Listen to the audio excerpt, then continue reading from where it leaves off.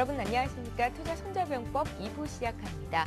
잠시 뒤 11시부터는 시청자 여러분들의 종목 봐드릴 예정인데요. 무료 문자 번호인 013-3366-0110번 지금 바로 보내주시면 되고요. 또 전화 3153-2610번도 열려 있습니다. 선착순으로 여러분들 종목을 상담해 드리고 있으니까요. 빨리빨리 보내주시면 상담 받으실 수 있다는 거 다시 한번 명심하시기 바랍니다. 자, 코스피 코스닥 흐름 보고요. 이 시각 주요 상황들 정리를 해드리겠습니다. 네, 오늘 코스피는 어제보다 한 4포인트 정도 밀린 1843선에서 거래가 됩니다. 어제 코스피가 3%나 급등을 했었고 단기간에 북한발 리스크를 다 만회하는 움직임을 보였었는데요. 시총 상위 종목군들 흐름도 잠깐 봐드리겠습니다. 오늘 시총 상위 종목군들 혼조세를 보이는데요.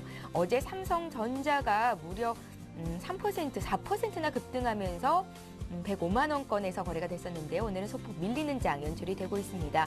오늘 자동차는 좀 강한 편이네요. 현대차, 기아차가 모두 강보합권에 있고요. 현대 모비스는 0.8% 정도 조정을 받는 모습입니다. 그 밖의 종목들은 등락이 엇갈리는데요. LG화학, 신한지주가 강보합권에 있는 반면에 현대중공업, 한국전력, 삼성생명 등등은 소폭의 하락세를 보이고 있는 상황입니다.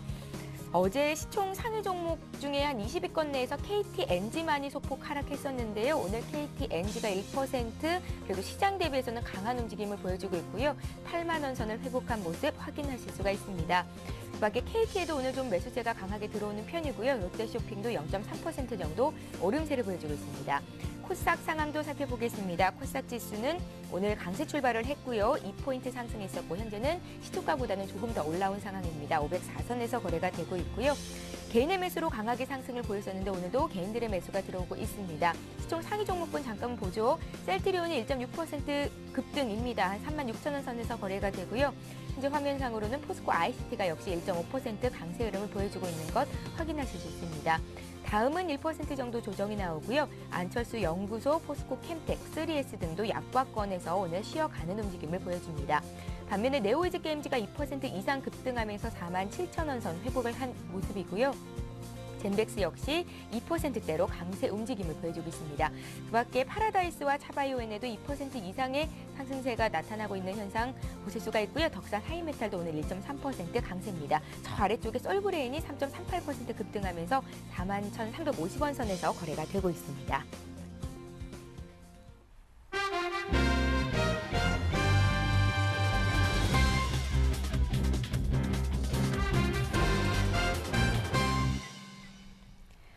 예, 첫 코너입니다. 이재광의 청기 누설 시간인데요. 한맥투자증권 이재광 상무 전화 연결해봅니다. 안녕하세요, 상무님. 네, 안녕하세요. 예, 주초에 발표됐던 주초 월요일이었죠. 김정일 북한 국방위원장의 사망 소식으로 급락했던 증시가 이제 빠르게 안정세를 찾아가는 모습을 보이고 있습니다.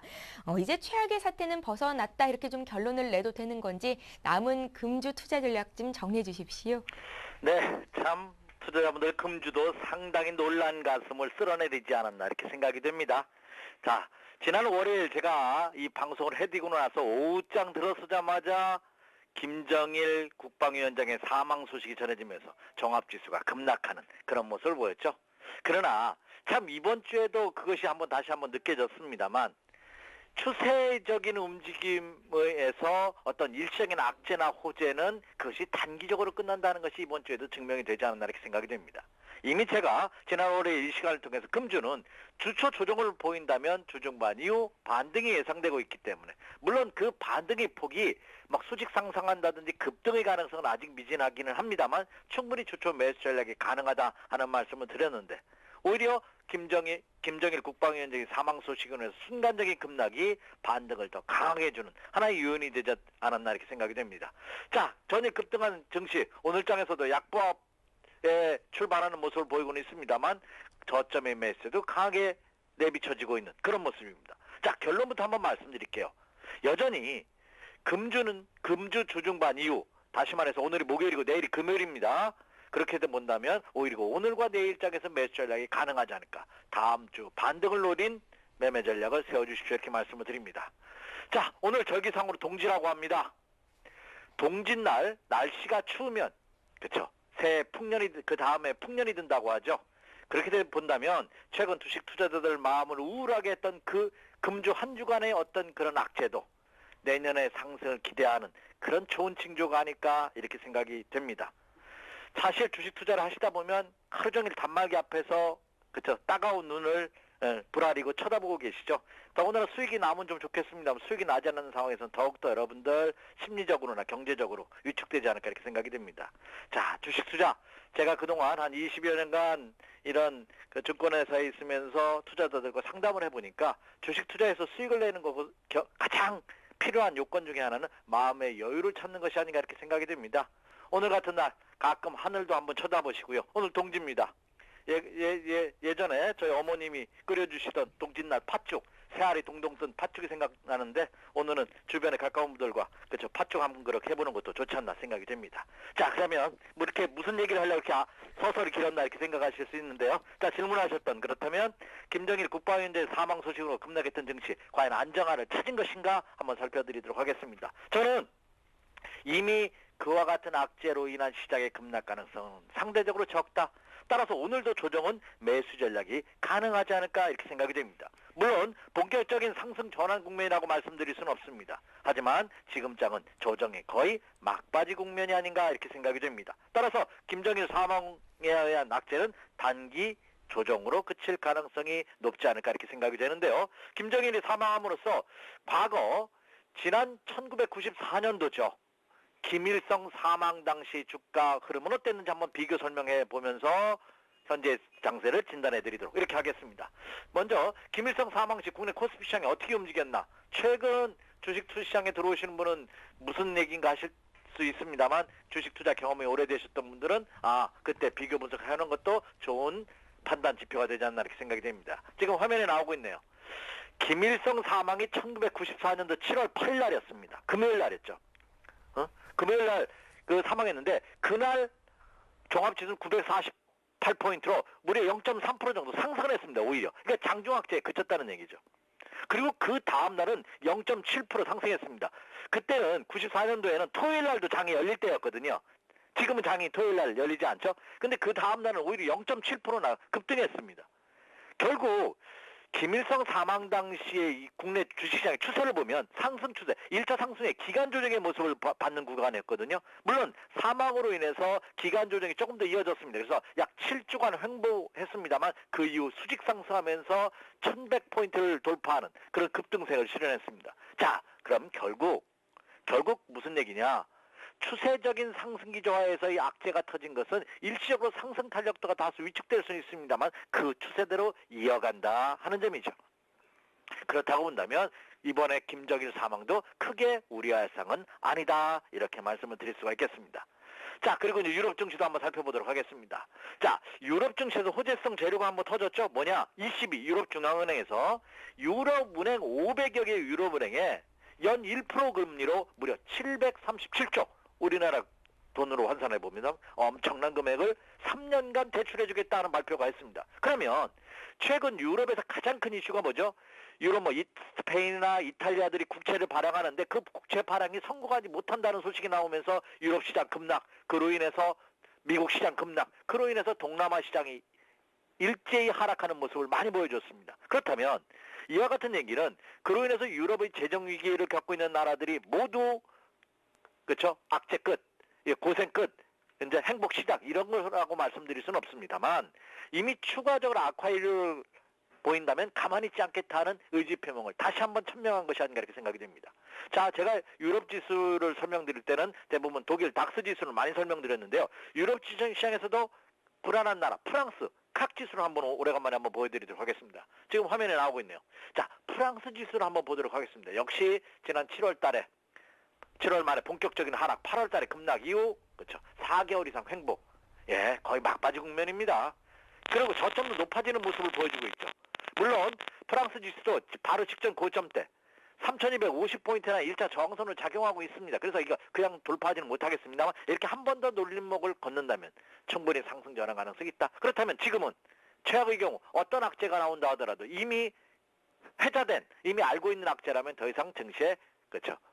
하락으로 이어지는 않을 것으로 이렇게 생각이 됩니다. 자, 다음은 뉴욕 증시 한번 보도록 하겠습니다. 오늘 새벽에 끝난 뉴욕 증시 다우존스 공업지수는 4포인트 상승, 강보합이죠. 나스닥 시장은 25포인트 하락했습니다. 그러나 장중한 때 급락했다가 돌려놓는 모습으로 봐서는 살아있는 모습입니다. 이미 김정일은 사망 소식을 생각하지 않고 우리 한번 생각해 볼까요? 제가 여러분에게 이 시간을 통해서 여러분에게 전략을 드리면서 다우지수의 경우는 전형적인 상승 초기 패턴, 역해된 숄더형의 우측 어깨를 완성해가고 있는 과정이다 하는 말씀을 많이 드렸습니다. 그 모습이 재현되고 있지 않나. 이렇게 된다면 미국 시장 투자하시는 분이라고 한다면 미국 시장도 조정을 이용한 매수 전략은 충분히 가능할 것이다 이렇게 생각이 됩니다. 자, 다음으로서 중국 시장 한번 보도록 하겠습니다. 최근 들어서 저한테 투자자분들 중에서 중국 시장에 대한 문의를 많이 하십니다. 왜냐? 중국 시장은 연일 하락입니다. 어제장에서도 전 세계 시장이 반등을 보이는 어제장에서도 중국 시장은 장 초반에 강세를 이어가지 못하고 하락 반전되는 중국이 무슨 일이 있는 것이 아니냐 하는 의견마저 제기되고 있습니다. 그러나 역으로 한번 생각해 보시기 바랍니다. 중국 시장 지금 화면에 보시는 것이 상해 종합지수 일봉 차트의 패턴인데요. 지난 4월 18일 날 3067포인트 고점을 실현한 이후 이게 몇 개월입니까? 8개월 동안 수직 하락입니다. 아무리 약세장이나 하더라도 이 정도 하락한다면 충분히 자율적인 반등입니다. 그래서 저는 오히려 유럽이나 미국 시장, 국내 시장이 1차 반등 이후에 다시 한번 직접적인 붕괴될 수도 있지 않냐 하는 우려감을 갖고 계시는 분들한테 저는 상해 종합지수의 이 수직 하락은 유럽이나 미국, 우리나라 증시가 약세를 보일 때 오히려 중국 시장은 반등 가능성이 굉장히 높아지고 있다 이거죠. 그러면 오히려 중국 시장 때문에도 세계 증시는 더 이상 크게 하락할 가능성이 상대적으로 없지 않나 이렇게 전망을 해볼 수가 있겠습니다. 자, 그렇다면 유럽과 미국, 동남아 시장의 모습을 봐서는 그렇죠. 지금의 장은 조정을 두려워할 필요 없는, 물론 적극적으로 매수할 단계는 아니다 하더라도 이미 주초에 말씀드렸던 바와 같이 충분히 다음 주 반등을 노린 조정을 이용한 분할 매수 전략에는 부담이 없는 그런 형국이다. 이렇게 말씀을 드릴 수가 있겠습니다. 예. 지난 이틀간 달러원 환율도 크게 급락하면서 1,150원 선 밑으로 떨어졌었는데요. 이 때문일지 외국인들의 매수가 어제장에서 좀 강하게 들어왔었습니다. 현물 쪽에서 3,299억 원 매수일을 기록을 했었는데요.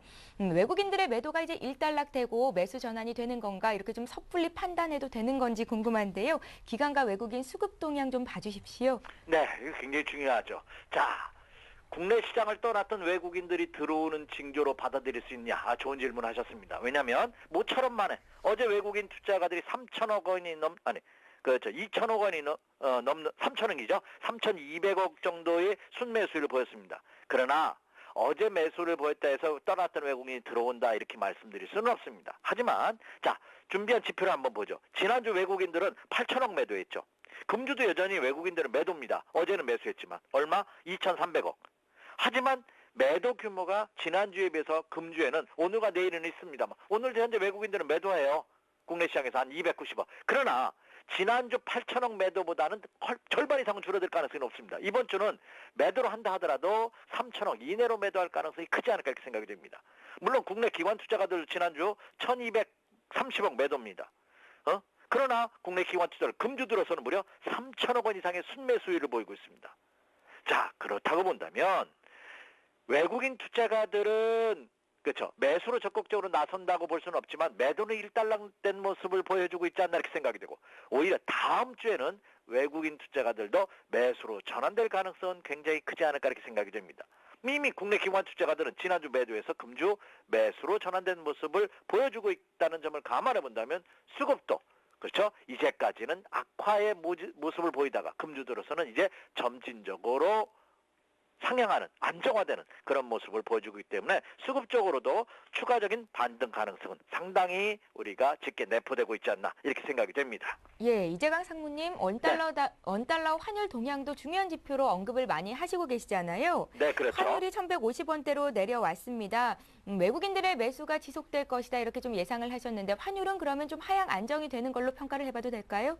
네, 이 환율 굉장히 중요합니다. 왜냐하면 환율 시장이 안정화되지 않고서는 개인 투자분께서 기다리는 이 코 큰 세력들, 손 크고 발 크고 키 크고 코 크고 다 큰 이 외국인 투자가들이 국내 시장에 들어올 가능성은 적다고 볼 수 있습니다. 환율이 안정돼야 됩니다. 환율이 안정돼야 되는 것은 환율이 하락해야 된다는 얘기죠. 자, 그 점을 감안해 본다면 어제 환율이 1,150원대로 이하로 떨어졌어요. 1,147원까지 내려갔죠. 물론 오늘 환율은 6원 70전 상승하면서 1,154원으로 1,150원대로 다시 올라서고 있습니다. 그렇기 때문에 국내 종합지수가 현재 마이너스 7포인트 소폭 하락 반전하는 겁니다. 만약에 이 환율이 다시 한번 1150원대로 오늘 중이라도 내려온다면 종합지수는 상승 반전의 가능성이 크지 않을까 이렇게 생각이 됩니다. 자, 환율 차트 한번 보도록 하겠습니다. 그래서 이 1150원대에서 안정화되는 모습을 보여진다면 국내 시장은 여러분이 생각한 것보다 더 가파른 상승 탄력도를 기대해 볼 수 있기 때문에 환율의 동향은 꼭 체크하시면서 매매 전략을 세워주십시오 이렇게 말씀을 드립니다. 자, 지금 보고 계시는 것이 원달러 환율 차트입니다. 어제 1147원까지 갔죠. 자, 오늘의 차트는 아직 그려지지는 않고 있네요. 오늘은 1150원으로 이렇게 조금 올라서고 있습니다. 이렇게. 그래서 오늘은 1150원대를 조금 상향하는 모습인데, 그러나 1150원대에서 안정화되는 모습을 보인다면 지수는 상승 가능성이 높다는 점 염두에 두시면서 1150원대 안정화 여부 체크해 주십시오. 이렇게 말씀을 드립니다. 예, 다음 주 반등을 기대하시면서 오늘 내일 매수 타이밍이 될 수 있다 이렇게 말씀을 앞서서 해주셨었는데요. 네. 오늘의 국한에서 투자 전략 좀 세워주시고요. 사볼 만한 종목도 언급해 주십시오. 네. 자, 국내 시장의 모습을 한번 보면은요. 국내 시장 이미 제가 주체에도 언급을 해드렸습니다. 많은 투자자분들이 금주 시장 동향에 대해서 불안해하셨던 것이 사실이고, 더군다나 김일성 사망으로 인해서 주가가 급락하는 모습을 보이자, 특히 1800선 이하로 떨어지는 모습을 보이자 더욱더 불안해하셨던 것 같아요. 그러나 모두에도 언급해드린 바와 같이 추세는 역행할 수 없다. 지금 전 세계 시장의 주가의 차트의 모습을 보여드리면서 설명드렸죠. 국내 시장도 마찬가지일 가능성이 없습니다. 그리고 다음 주는 자, 윈도우 드레싱이 시작이 됩니다. 더군다나 이번 윈도우 드레싱은 한 해를 마무리하는 윈도우 드레싱이죠. 윈도우 드레싱이 뭐냐? 이건 뭐죠? 국내 기관과 외국인 투자가들, 소위 말하는 큰손 세력들이 자기들의 장부가 현실화를 위해서, 그렇죠? 주가를 관리한다는 차원에서의 윈도우 드레싱이니까, 윈도우 드레싱은 월말에 매수를 해서, 그렇죠? 월말로 대부분 산정되고 있는 자기들의 펀드라든지 자기들이 운영하는 그 자금들의 수익률을 상향하기 위한 작업이 윈도우 드레싱입니다. 그렇다면 다음 주부터는 본격적인 윈도우 드레싱이 시작될 가능성이 크지 않을까 이렇게 생각이 되고 있기 때문에 그것과 어우러져서 다음 주에는 충분한 반등 가능성이 있다 이렇게 생각이 됩니다. 최소한 단기적이라도 수익을 낼 가능성이 높기 때문에 오늘과 내일 조정을 이용한 매수 전략 관심을 가져보십시오 이렇게 말씀을 드립니다. 자, 그 일환으로서 오늘과 내일 매수 관심 종목 두 종목을 한번 선정해 봤는데요. 첫 번째 종목은 KCC입니다. 이건 지난 월요일장에서도 언급을 해드렸죠. 네, 월요일장에서 제가 언급을 해드리면서 28만 원 이하권대에서는 매수 관심이 가능하다 하는 말씀을 드렸습니다. 그런데 월요일날 김정일 사망 소식으로 인해서 이 KCC가 25만 원대까지 급락하는 모습을 보였습니다. 찬스가 됐었죠. 결국 어제장에서 다시 한번 회복하면서 28만 원대 근접하는 그런 모습을 보였고요. 현재 지금 2,500원 하나까지 27만 7천 원의 모습을 보여주고 있네요. 28만 원 이하에서라면 부담이 없지 않을까 이렇게 생각이 됩니다. KCC는 제가 지난 월요일장에서도 언급을 해드렸기 때문에 크게 부연 설명할 필요 없겠죠. 국내 최대 종합 건축 자재 업체고요. 특히 에버랜드 지분 인수로 인해서 에버랜드 이재주주가 됐죠. 그래서 삼성과의 전략적 사업 가능성, 재개 가능성도 굉장히 짙게 내포되고 있다 이렇게 생각이 됩니다. 차트 한번 보도록 하겠습니다. 자, 주가지수 차트의 모습입니다. 아무리 좋은 재료를 갖고 있다 하더라도 주가가 엄청나게 올라가 있으면 의미가 없습니다. 그죠? 그렇기 때문에 아무리 좋은 재료가 있다 하더라도 여러분 꼭 주가지수 차트, 적어도 일봉 차트의 모습을 한번 확인해 주시는 습관 가져보시기 바랍니다. 자, 이 KCC는 28만 원대를 돌파한다면 그 다음부터는 상승의 탄력을 더 강하게 받을 가능성이 높습니다. 자, 28만 원대, 그렇죠? 지난 10월 달에 했죠. 10월 말에 한번 돌파했다가 다시 지지난주에 돌파를 하면서 눌리고 가다 다시 돌파하고 있습니다. 그러니까 여러 차례 28만 원 돌파를 시도하고 있기 때문에 이번에 돌파 가능성은 크지 않을까 이렇게 생각이 돼서 KCC 28만 원 이하에서 한번 관심 가져보십시오 이렇게 말씀을 드리고요. 자, 두 번째 종목은 만도입니다. 자, 만도는 여러분 잘 아시는 대표적인 자동차 부품업체죠. 자, 그 김정일 사망으로 인해서 이 한미 FTA가 아주 그 재료가 들어갔는데 이 한미 FTA가 내년 1월 1일부로 발효되지 못한다 하더라도 예정대로 내년 초에 발효가 된다면 최대의 수혜주가 자동차입니다. 더군다나 유럽과의 중국이나 일본과의 FTA 실현을 앞두고 있기 때문에 이런 해외 각국과 FTA를 실현한다면 최대의 수혜 종목이 자동차 수혜 관련주가 되지 않을까 이렇게 생각이 됩니다. 국내 대표 자동차 부품업체죠. 그리고 약세장에서도 지금 상승 기조가 유지되고 있는 그런 견고한 모습을 보여주고 있다는 점이죠. 적정 매수 가격대가 20만 원 이하권대라고 생각이 되는데요. 오늘 현재 만도의 주가의 모습을 보면 1,000원 상승한 20만 2천 원이네요.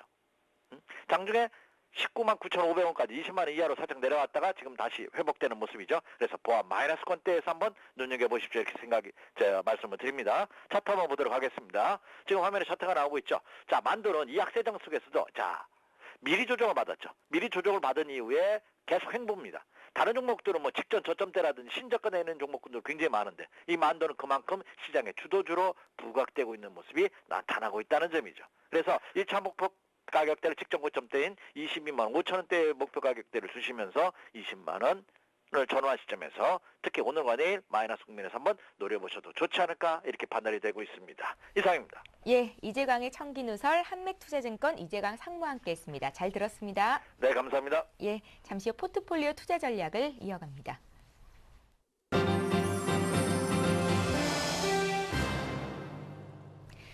예, 오인의 전문가에게 들어보는 오늘장 투자 포인트, 전문가들의 12자 투자 전략 먼저 화면 통해서 만나보시죠. 예, 오늘 오인의 전문가는 이렇게 정리를 하셨습니다. 솔로몬 투자증권 정영훈 연구원, 매수 접근에 신중해야 한다 하셨고요. 교보증권 청담지점의 채용 대리는 바이오 테마주에 관심 가지자 바이오 관련주, 헬스케어 관련주 오늘장 강한데요. 잠시 뒤 전화 연결해 보겠습니다. 자, 동부증권 일산지점 박성일 연구원은 단기 랠리를 기대한 주식 매수 의견 주셨고요. 에이지케이스탁의 신은경 실장은 아직 유럽이 불안하다, 숨고르기가 예상된다 이렇게 의견을 정리하셨습니다. 교보증권 간서지점의 신용훈 연구원은 잠시 쉬어가는 장세를 예상하셨고요. 자, 이어서 전문가들의 포트폴리오 살펴봅니다. 정영훈 연구원 포트부터 볼 텐데요. 다음 4가지 종목 있으시고요. 주식의 60% 비중 실으셨습니다. 어제 종가 기준의 수익률이 지금 화면 통해서 나가고 있는데요. 네오이즈 게임즈도 오늘장 강합니다. 2% 오르면서 수익률이 마이너스 한 6% 정도 됐겠어요. 강원랜드가 플러스 수익률 3.7% 정도의 수익률을 기록해주고 있습니다. 자, 이어서 채용 대리 포트폴리오 살펴보겠습니다. 세 종목이 있으신데요. 세 종목 모두 고수익 내주고 있습니다. 오늘장에서도 세 종목이 모두 일제히 오르는데요. JW 중해신약이 4.3% 어제 종가 기준으로 수익을 내주고 있고요. 예림당이 무려 23% 수익입니다. 성윤광전투자도 오늘장 1.6% 정도 더 상승하면서 이제 수익이 5% 가까이 됐습니다.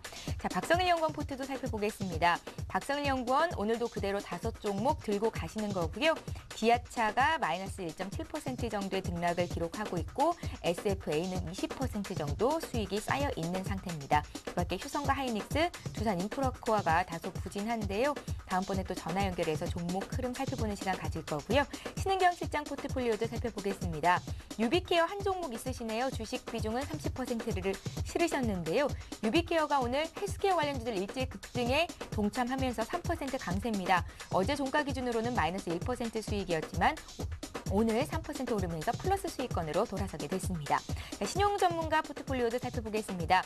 삼성전자를 아주 잘 실으셨어요. 101만 2천 원 선에 매수가 됐었고요. 수익률이 4%를 넘어가고 있습니다. 자, 전문가 포트폴리오 수익률 베스트 5도 살펴보겠습니다. 채용 전문가의 수익이 가장 좋네요. 1위, 4위 이렇게 두 군데 랭크가 되어 있는데요. 채용 전문가 예림당이 12월 19일에 매수가 됐었고요. 23% 수익이 나고 있습니다. 무려 4거래일 만에 20% 이상의 수익이 나고 있는 거고요. 박성일 전문가 SFA가 20%, 신용훈 전문가 삼성전자가 하루 만에 4% 수익, 채용 전문가의 JW 중해신약도 4% 이상 수익을 거둬주고 있습니다. 자, 이어서 전문가들의 누적 수익률 순위 살펴봅니다. 신용훈 전문가 114% 수익이 쌓여있는 상태고요. 정영훈 전문가 66%, 채용 전문가가 34%의 누적 수익률 기록해주고 있습니다. 박성일 전문가도 수익을 내고 있죠. 자, 오인의 포트폴리오 모두 살펴봤습니다. 자, 오늘은 교보증권 청담지점의 채용 대리 연결해서 시장 흐름 보고요. 포트폴리오 전략 듣는 시간 갖겠습니다. 안녕하세요. 네, 안녕하세요. 예. 오늘 바이오 테마에 관심 갖자라고 의견을 주셨어요. 시장 흐름까지 함께 좀 봐주십시오.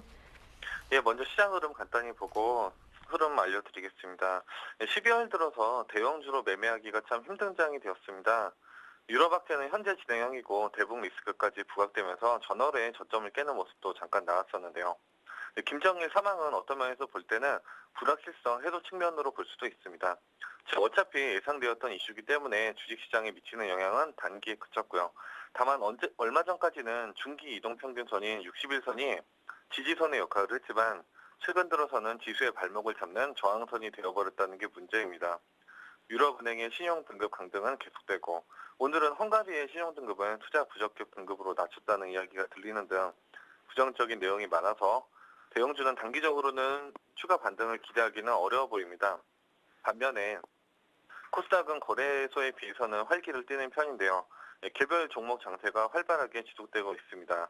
최근 들어서는 바이오 테마, 결제 관련주 테마, 대북 성전 테마, 방산 테마 등 다양한 테마가 어우러지면서 500선을 강하게 유지하고 있는 모습인데요. 그중에서 주목해 봐야 할 테마는 바이오 테마입니다. 바이오주들이 최근 들어서 눈에 띄는 실적을 내면서 고평가와 거품 논란에서 해방되고 있는 모습입니다. 게다가 대형주가 못 가는 장세라 개인의 매기가 붙으면서 큰 시세를 만들어내고 있는데요. 마크로젠, 메디포스트, 시젠, 바이넥스, JW 중해신약, 인포피아, 한올바이오 파마 등 움직임이 활발한 바이오 관련주에 좀 더 관심을 가져봐야겠습니다. 예, 자 이번에는 최희용 대리 포트폴리오 보겠습니다. 세 종목 있으신데요. 수익률이 굉장히 좋으세요. 예림당 같은 경우에는 4거래일 만에 23% 수익이 나고 있고 오늘도 또 고가를 7,800원까지 찍었습니다. 팔지 않으시고 들고 가겠다는 의견이신 것 같은데요. 포트 전략 다시 한번 봐주십시오. 예, 예림당이 굉장히 수익률이 좋습니다. 지금 좀 팔까 고민하다가 아직까지 지금 상승 추세가 지속이 되고 있기 때문에 약간 더 관망을 하기로 했고요. 5,940원에 40%를 매수해서 20%가 넘는 수익을 단기간에 보았습니다. 아동 복지 관련주로 공략한 것이 좋은 결과를 낸 것 같습니다. 앞으로도 추가적인 상승이 좀 기대가 되는 모습이기 때문에 지켜볼 생각이고요. 역시 최근에는 가는 종목은 간다는, 즉 오르는 종목은 잠깐 조정을 받는다고 해도 다음날 다시 오르는 이런 굉장히 차별화된 장세가 지속되고 있기 때문에 앞으로도 최근에 좋은 흐름을 보인 종목 위주로 관심을 가져야겠습니다. 그 외에 JW 중해신약을 9,450원에 30% 매수를 했는데요. 오늘도 추가 상승해서 10,000원을 돌파하고 있습니다. 최근 바이오 종목들 개인들의 추가 매수 에너지가 굉장히 강력하기 때문에 앞으로도 추가적인 상승 기대가 되고요. 중해신약은 특히 자회사 크레아젠의 뇌종양 임상실험 결과가 향후 주가의 향방에 결정적인 모습을 보일 것으로 기대가 되고 있습니다. 목표가는 중기적으로 11,000원을 잡았고요. 계속해서 보유해야 하는 전략으로 가도록 하겠습니다. 예, 교보증권 청담 지점의 최희용 대리 포트폴리오 투자 전략 살펴봤습니다. 고맙습니다. 감사합니다. 예, 자 지금 시각이 10시 26분을 막 넘어가고 있는데요. 시장 흐름에 변화가 있을지 시황센터 연결해서 자세히 보겠습니다.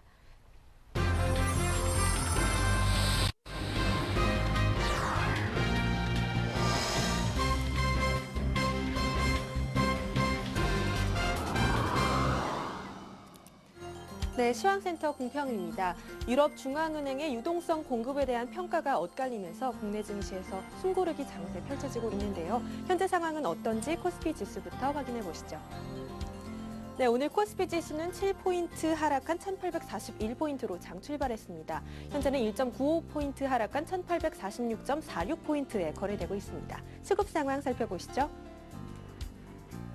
네, 현재 개인과 기관이 동반 매수에 나서고 있습니다. 개인은 171억 원, 기관은 75억 원 매수 우위 보이고 있고요. 외국인은 274억 원 매도 우위 보이고 있습니다. 다음 코스닥 시장 흐름 살펴보겠습니다. 오늘 코스닥 시장은 기관의 매수세에 2포인트 상승한 503포인트로 장 출발했습니다. 현재는 오름폭을 좀 더 키운 모습인데요. 3.39포인트 상승한 504.03포인트에 거래되고 있습니다. 수급 상황 살펴보겠습니다. 개인만이 매수에 나서고 있습니다. 141억 원 순매수 보이고 있고요. 기관과 외국인이 동반 매도하고 있는 가운데 기관이 123억 원 매도 우위 나타내고 있습니다. 다음으로 환율시장 흐름 점검해 보겠습니다. ECB의 대출 프로그램에 대한 부정적인 평가가 있었고 또 북한이 후계 구도를 확립하는 과정에서 달러화가 당분간은 강세를 보일 것으로 전망되는데요. 오늘은 5원 50전 오른 1,153원으로 장 출발했습니다. 현재는 5원 80전 오른 1,153.3원 5원에 거래되고 있습니다. 다음으로 코스피 시가총액 상위 종목들 살펴보시죠. 네, 삼성전자는 0.47% 하락한 105만 2천 원에 거래되고 있습니다. 현대차는 빨간불 켜고 있는데요. 강부합권에서 21만 4천 원에 거래되고 있고요. 기아차 역시 0.44% 상승한 6만 8천 원대에 거래되고 있습니다. 다음 종목들 살펴보겠습니다. 신한지주는 강부합권에서 4만 650원에, 삼성생명 역시 강부합권에서 8만 2,400원에, KB금융은 약부합권에서 3만 7천 원대에 거래되고 있습니다. 다음 종목들 살펴보시죠. SK이노베이션은 0.34% 하락한 14만 7,500원에, SOE는 보합권에서 10만 5천 원에, KT엔진은 2.4% 상승한 8만 1,200원에 거래되고 있습니다. 다음으로 코스닥 시가총액 상위 종목들입니다. 셀트리온은 1.25% 상승한 36,550원에, 포스코 ICT는 1.52% 상승한 9,340원에, 메디포스는 강보합권에서 17만 6,200원에 거래되고 있습니다. 다음 종목들 살펴보겠습니다. 서울반도체는 2.15% 상승한 2만 1,350원에, 포스코캠텍은 강보합권에서 18만 4천 원에, 네오위즈게임즈는 약 4%대의 강세 보이며 4만 8천 원대에 거래되고 있습니다. 다음 종목들 살펴보겠습니다. 시제는 4.72% 상승한 7만 5,400원에, 젠백스는 1.89% 상승한 3만 7,700원에, OCI 머트리얼즈는 1.16% 상승한 7만 8,500원에 거래되고 있습니다. 네, 이어서 이 시각 특징 테마 종목들 알아보겠습니다. 먼저 갤럭시 노트 수혜주인데요. 갤럭시 노트가 시장에서 입지를 다질 것이라는 분석에 기대가 상승하고 있습니다. 플렉스컴은 4.8% 상승한 8,730원에, BH는 4.84% 상승한 6,720원에, 와이솔은 1.5% 강세 보이며 16,000원에 거래되고 있습니다. 다음으로는 신약 체세포 테마주입니다. 에이즈 백신에 대한 계획을 승인받았다는 소식에 관련주가 연일 상승세 보이고 있는데요. 또한 황우석 박사가 멸종된 매머드 복제 연구를 시도한다는 소식에 황우석 테마주도 상승 흐름 보이고 있습니다.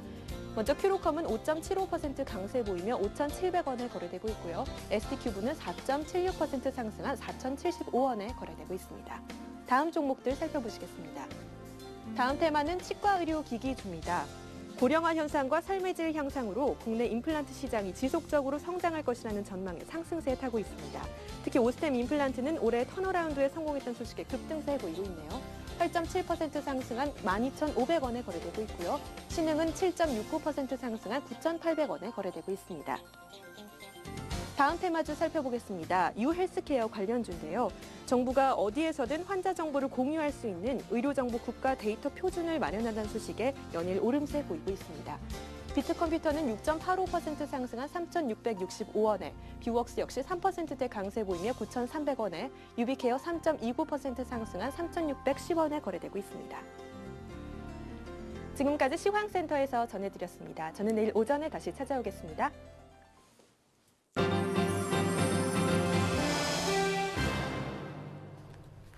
예, 최병곤의 수익률을 높여라 시간입니다. 오늘도 역시 샘플러스 최병곤 전문위원 화상 통해서 만나보겠습니다. 안녕하세요, 위원님. 네, 안녕하세요. 예, 북한발 리스크가 이제 다 마무리가 된 것 같습니다. 어제 3%나 코스피가 급등을 했었고요. 오늘은 조금 쉬어가는 움직임인데요. 이제 걱정할 것들은 어떤 것들이 있는 건지, 향후 시장은 어떻게 움직일지 의견 좀 듣겠습니다. 네, 일단 우선 시장이 반등 포인트를 잡고 진행을 견조하게 오늘 보합권에서 진행하는 모습은 상당히 좋습니다만은 우리 투자자들께서 약간 걱정하셔야 될 부분은 뭐냐면은 지금 시장이 사실 어제 상승도 그랬습니다만은 지수는 55포인트나 올랐지만은 그 내용적인 면에서 장중에 추가적인 상승 흐름이 더 들어와서 종목을 더 끌고 올라가는 모습이 없었다는 거죠. 즉 시장 자체가 반전을 할 때가 되니까 프로그램 매수가 들어와서 추가 상승이 나오긴 하되 정말로 종목에 대해서 공격적인 매수가 들어와서 종목을 더 끌고 올라간다든지 추가 상승을 시킨다든지 이런 모습은 대형주들에서는 찾아보기가 힘들다는 것이죠.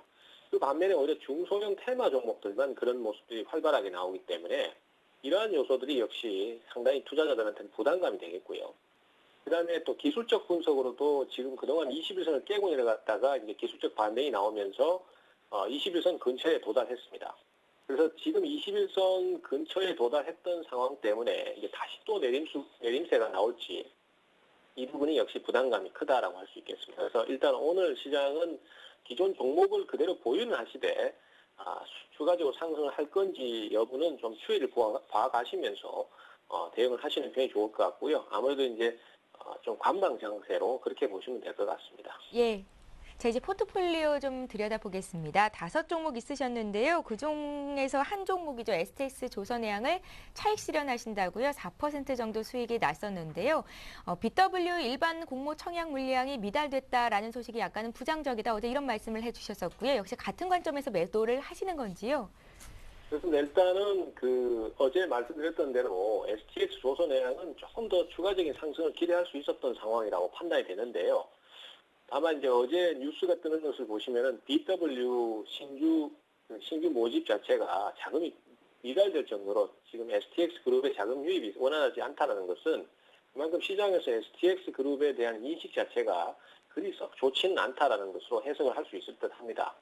사실 지금 최근에 웅진에너지라든지 이런 종목들도 같이 BW 모집을 했거든요. 근데 그 종목들 같은 경우에는 8.7대1 정도의 비율을 자랑하면서 충분히 성공적으로 자금 모집에 성공했었습니다. 그래서 시장에 부동 자금이 없다라기보다는 STX 그룹에 대한 아직까지 신뢰도가 완전히 회복이 안 됐다는 것으로 해석을 할 수 있고, 이러한 요소는 결국 주가에 좀 부정적인 영향을 미칠 수 있다라고 판단했기 때문에 일단 그 종목을 제외했고요. 그 다음에 이제 신규 종목은 아직까지 편입을 안 했습니다. 앞서도 말씀드렸던 것처럼 시장이 우선은 관망을 취해야 된다라고 판단했기 때문이고요. 오늘 좀 특징적으로 포트 내에서 움직이는 종목이 오스템 임플란트인데요.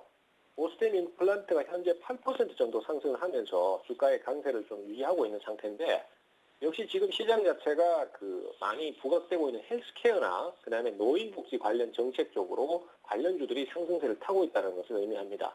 따라서 오늘 오후쯤에 제가 노인복지 관련 종목들이나 아니면 헬스케어 관련 종목 쪽으로 편입을 하나 더 하려고 하는데, 지금 당장 안 하는 이유는 좀 더 추이를 보고 정확한 타이밍을 잡기 위함입니다. 그래서 기존의 주식은 그대로 보유를 하시는 쪽으로 말씀드리겠고요.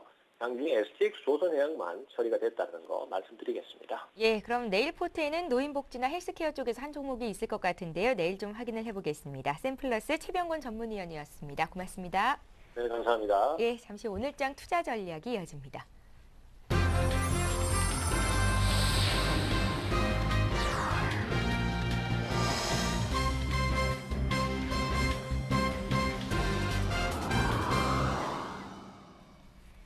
예, 중국 시장도 개장이 됐는데요. 어제 아시아 증시 중에서 유독 중국 증시가 1%나 크게 하락을 했었습니다. 최근 들어서 왜 이렇게 하락을 하고 있는 건지 좀 상황을 살펴볼 텐데요.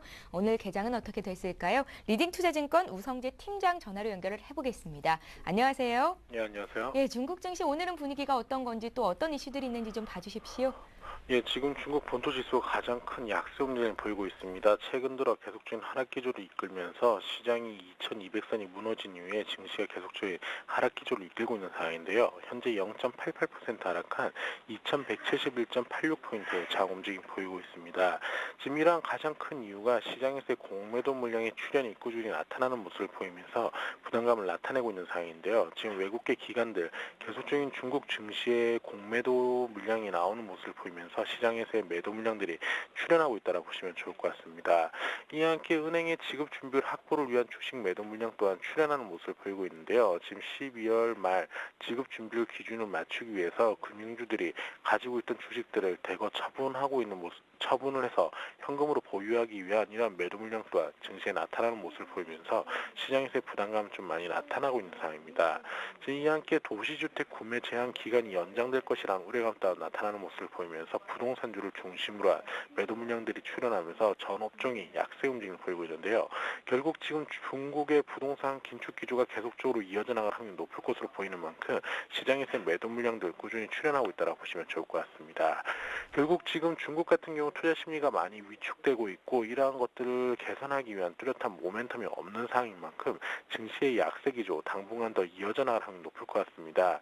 시장에서의 매도 물량들이 꾸준히 출현하고 있는 만큼 이러한 것들에 따라 시장에서의 부담감 나타날 수밖에 없는 상황이고, 내년도 지금 연말 랠리를 이끌기보다는 연말에 시장에서 현금을 확보하겠다는 심리가 더욱더 커지고 있는 만큼 증시의 약세 기조 이어져 나갈 확률이 높다라고 보시고 시장은 좀 더 보수적으로 접근하셔야 될 것 같습니다. 예, 리딩투자증권 우성재 팀장과 함께 중국 증시 출발 상황 봤습니다. 잘 들었습니다. 네, 고맙습니다. 예, 자 이제 본격적으로 오늘장 투자 전략 짜보겠습니다. 함께해 주실 전문가는 교보증권 여의도 지점의 임영식 전문가십니다. 안녕하세요.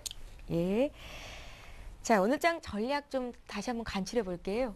네, 뭐 오늘도 강보합권에서 지수가 현재 이제 전개되고 있는 그런 양상이긴 한데, 예. 일단은 뭐 해외 증시에 영향을 받고 있는 그런 모습이 금일도 동저하 현상을 보이고 있는 그런 상황이라고 보실 수 있고, 다행인 것은 외국인들의 현선물에 있어서 수급이 다소나마 매도 압력이 그다지 큰 상황은 아니고, 현재 그 매수 규모는 작지만은 비차익적으로 계속해서 간간히 매수 우위가 유입되고 있는 그런 모습을 보여주고 있습니다. 그렇기 때문에 오늘 같은 경우에는 뭐 1840포인트를 전후로 해서 지루한 그러한 장세가 마감까지 전개되지 않을까 이렇게 판단이 되고요. 예. 다만 이제 현재 그 최근 여러 가지 그 변수로 인해서 시장이 흔들리는 그런 양상이긴 한데 한 가지 뭐 긍정적 요인은 해외 그 원자재 가격 하락이 어느 정도 그 기업들의 향후 불투명한 그 업황 전망을 다소나마 누그러뜨릴 것으로 보여집니다. 잠시 한번 차트를 보실까요? 예. 그 해외 그 곡물 그런 시장인데요. 대두 분야의 경우 최근 들어서 뭐 1,450불까지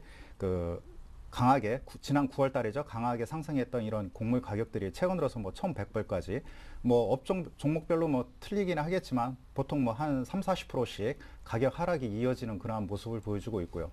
그런 측면에서 일단은 뭐 대두라든가 밀 이러한 그 가격들이 약세를 그 보여주고 있기 때문에 음식료 업체의 경우 이러한 수혜를 볼 것으로 보여지고 최근 들어서 뭐 원자재 시장에 있어서도 구리 가격 대표적으로 뭐 그 뭐라 그럴까 전자 이쪽 그 IT 부품에 많이 쓰이는 구리 가격의 경우에도 최근 들어서 뭐 많이 그 하락하는 그러한 모습을 보여주고 있는데 아직 뭐 차트가 준비가 안 되는 그런 양상이긴 한데 최근 들어서 원자재 가격이 전반적으로 하락하는 그러한 모습을 보여주고 있습니다. 그렇기 때문에 국내 기업들의 경우 그 수혜를 볼 텐데요. 일단은 뭐 음식료 업종에서 그런 곡물 가격 하락 최근 들어서 뭐 그 CJ 제일제당 쪽으로 외국인 매수세가 유입되고 있는 그런 모습을 보여주고 있고요.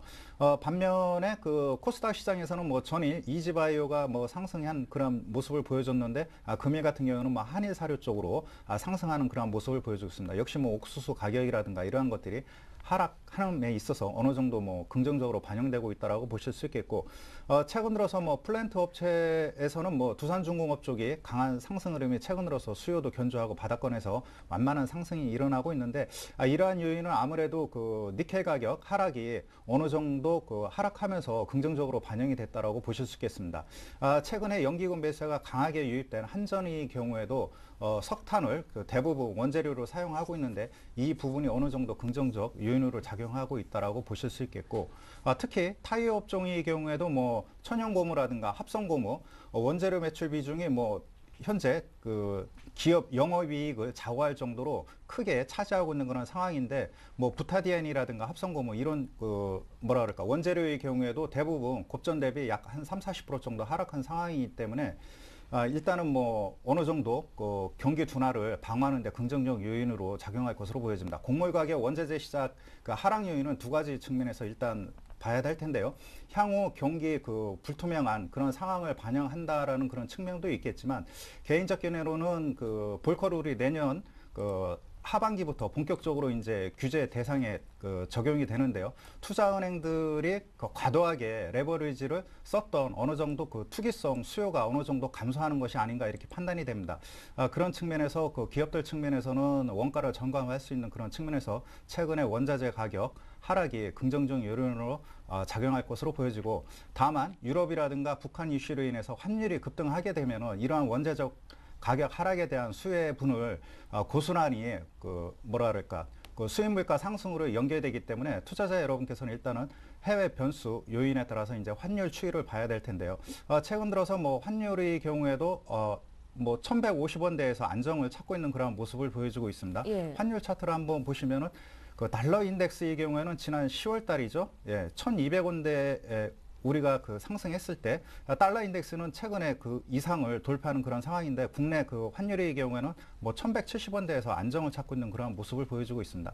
그렇기 때문에 환율이 1,150원대에서 뭐 어느 정도 안정을 찾아준다 하면은 국내 기업들의 경기 둔화 요인도 어느 정도 생각만큼은 그렇게 나쁘지 않을 것으로 판단이 됩니다. 예, 원자재 가격 하락을 좀 긍정적으로 해석을 하신 건데요. 금값 움직임은 어떨까요?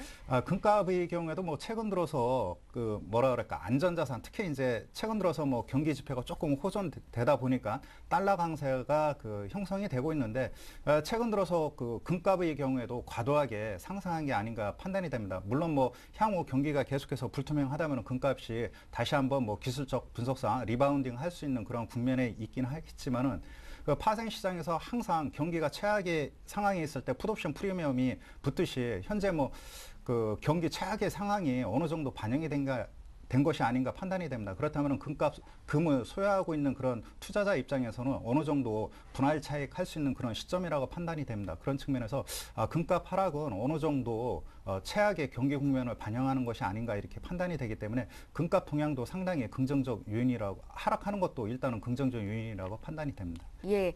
자, 앞서서 오늘 관심 종목으로 만두를 주셨었잖아요. 네. 두 번째 관심 종목이 있으시다고요? 네, 일단은 뭐 한국 타이어를 관심 종목으로 살펴볼 텐데요. 역시 자동차 관련이네요. 예. 그 뭐 자동차 관련주이기보다는 서두에 언급드렸다시피 원재료 가격 하락으로 인해서 어느 정도 뭐 수익성이 뒷받침될 만한 그런 업종이기 때문에 예. 그 관심 업종으로 이제 꼽아왔고요.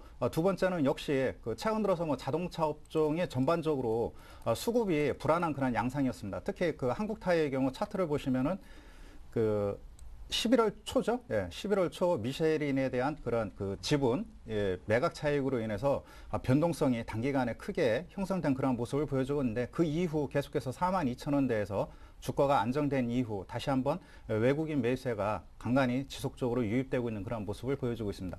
역시 뭐 한국 타이어의 경우에도 그 내년 1월 FTA 발효에 대한 그런 기대감이 현재 그 반영되고 있다라고 보실 수 있겠습니다. 역시 뭐 거래량은 아직 그 강하게 상승할 만한 그런 그 뒷받칠 만한 될 만한 그런 에너지 분출이 나타나고 있지는 않지만은 일단은 뭐 그 뭐라 그럴까 모멘텀이 발생한다면은 다시 한번 거래 증가와 함께 강한 상승 흐름이 전개될 것으로 보여집니다. 예. 한국 타이어를 들고 나오신 이유가 있을까요? 다른 종목들도 있는데요. 같은 타이어 관련주들이요. 타이어 뭐 넥센 타이어도 예. 있을 테고 금호 타이어도 있는데, 넥센 타이어의 경우에는 뭐 최근 들어서 그 외국인 수급도 상당히 견조하고 있는데, 넥센 타이어의 경우 그 작년 하반기부터 특히 이제 올 상반기부터 가파른 상승 흐름이 전개되었는데, 전개된 배경 요인은 뭐냐면은 그 상대적으로 국내 2위 업체인 금호 타이어가 내부적으로 시장 대응에 실패했기 때문에 그 틈새 시장 속에서 넥센 타이어가 수혜를 봤다라고 보실 수 있겠습니다. 예. 넥센 타이어의 현재 그 상승 측면을 보면은 과거 한 5, 6년도 한국 타이어가 강하게 상승했을 때 그 상황과 유사한데요. 어느 정도 성장성 프리미엄이 그 많이 반영이 된 것이 아닌가 이렇게 판단이 되고요. 넥센 타이어가 그 한 번 더 강하게 상승하기 위해서는 그 기관이든 외국인 쪽에서 강한 그 에너지 분출이 또 한 번 응집이 돼야 다시 한번 신고가 랠리가 펼쳐질 것으로 보여집니다. 그런 측면에서 일단은 그 한국 타이어의 경우 지난번에 가격 조정이 그 충분히 반영된 상황 속에서 안정적으로 그 대응할 수 있는 그런 상황이라고 판단이 됩니다. 예. 가격대 좀 말씀해 주세요. 매수가, 목표가, 손절가. 예. 매수 가격의 경우에는 뭐 현재 가격대 44,000원대 전후에서 일단 그 분할 매수의 관점으로 대응해도 좋겠고요. 예. 다만 42,000원 정도 이탈한다면 다시 한번 지루한 기간 조정이 전개될 수 있기 때문에 일단 손절 라인을 잘 잡으시고 한번 상승한다면 47,000원, 8,000원대를 향한 상승 흐름이 강하게 전개될 가능성이 매우 높은 상황이기 때문에 일단 목표 수익률은 뭐 한 7, 8% 정도 잡고 시장에 대응하면 무리가 없을 것으로 판단이 됩니다. 예. 자, 이렇게 해서 오늘장 투자 전략 교보증권 여의도 지점의 이명식 전문가와 함께했습니다. 말씀 잘 들었습니다. 예, 잠시 후 11시부터는 시청자 여러분들의 종목을 상담해 드리는 시간을 가질 예정입니다. 두 가지 참여 방법이 있고요. 무료 문자 번호입니다. 013-3366-0110번, 또 전화도 열려 있는데요. 3153-2610번으로 지금 바로 신청해 주시면 되겠습니다. 자, 투자 손자병법 2부 여기서 마치고요. 저희는 잠시 뒤 3부 시간에 종목 상담 시간으로 다시 돌아오겠습니다. 고맙습니다.